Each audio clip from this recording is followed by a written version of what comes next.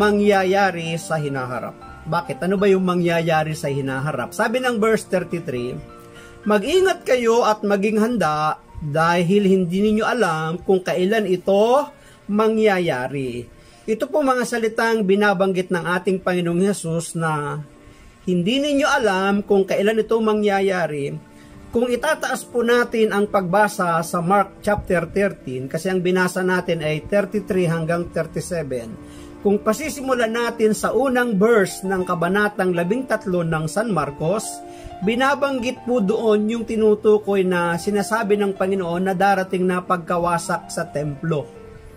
Pinoprophesy na ng Panginoon sa kanyang mga kausap, sa kanyang mga kababayan, sa kanyang mga alagad, ang magiging kaganapan ng pagkawasak ng templo. At alam naman natin, ang panahon ng year 70 AD ay talaga namang naganap yung sinabi ng ating Panginoong Hesus. Nagkatotoo yun, pinrophesy niya yun. At pagkatapos, hindi lang yon kundi yung tinutukoy pa ng Panginoon na kahirapan at pag-uusig na darating. So pagkatapos ng mga kaganapan na yon, mayroon pong mga kahirapan, mayroong mga pag-uusig, may mga persecution. Saan? Sa mga Kristiyano at mga mananampalataya, hindi lang sa mga Hudyo noong mga panahon na yon na naganap yung pagkawasak sa templo. At meron pang binabanggit yung kalapastangan ng walang pangalawa.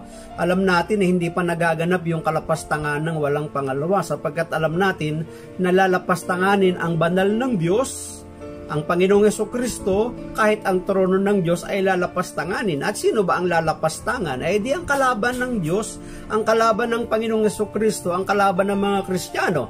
Hindi pa nagaganap yun. At yun sinasabi ng ating binasa, hindi ninyo alam kung kailan ito mangyayari. So may binabanggit ang Panginoong Hesus na magaganap sa mga susunod pang panahon na nangyari na yung iba at yung iba pa naman ay hindi pa nangyayari. At yung tinutukoy na rito ay kasunod yung pagbabalik ng ating Panginoong Hesus, di ba? Marami na pong nakakatakot na mga balita na nababalitaan natin sa mundo, sa daigdig. Ang isa pang kinakatakutan ng maraming tao ngayon ay yung mawala ang signal ng internet. Dahil sa ano? Dahil sa storm, di ba? Saan ang storm? Sa solar superstorm na tinatawag nila, di ba? Na yung init ng araw, medyo matatalsikan ng daigdig. Oh. Kapag nangyari daw yun, mawawala ang internet. Paano na tayo makakapag-live? Paano na tayo mapapanood yan kapag nangyari na yun? Ngunit, biblical po yun eh. Mga tanda sa mga araw, sa mga buwan, sa kalawakan.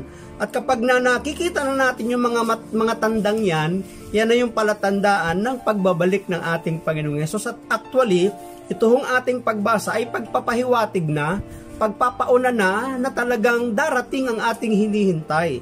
At wala naman tayong ibang hinihintay kundi ang ating Panginoong Jesucristo, na ang banggit nga ng marami nating kapatid na hindi Katoliko, second coming.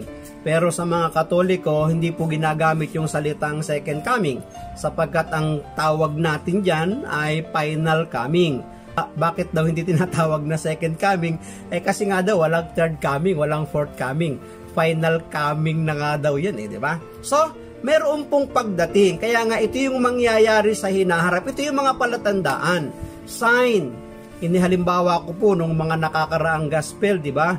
Ang pagsilang ng isang sanggol ay hindi napakadali. Yung paglilabor ng isang ina ay inihalin tulad yun doon sa pagdating ng ating Panginoon na parang ang daigdig natin ngayon naghihirap, nagle-labor, ang daming mga sakit na nararamdaman. Ngunit pagkatapos ng paglilabor ng isang ina, lumuluwal at iniluluwal ang sanggol. Pagkatapos ng hirap, isang malaking kagalakan ang nararanasan ng ina sapagkat iniluwal niya, dumating na yung sanggol na kanyang hinihintay mula sa kanyang sinapupunan. So, itong nagaganap sa ating daigdig ngayon, paglilabor ito di ba? Nalalapit na yung panganganak, yung pagdating ng ating Panginoon. Mga digmaan, taghirap, taggutom, mga kalamidad, mga palatandaan sa himpapawid, sa langit, sa araw, sa bituin, sa mga kagutuman, di ba? Sa mga kaguluhan, mga sign yan Pero wala makapagsasabi ng tiyak na araw, oras, panahon ng pagdating ng ating Panginoon. Kahit nga itong mga pangyayari, sabi ng verse 33, mag-ingat kayo at maging handa dahil hindi ninyo alam kung kailan ito mangyayari. I've got some best banana.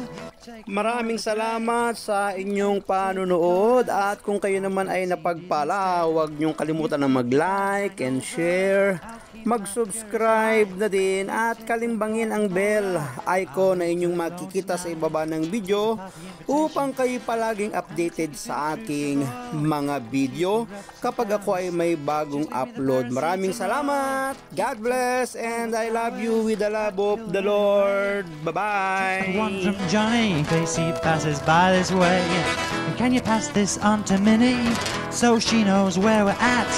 And you better send me your address so that I can send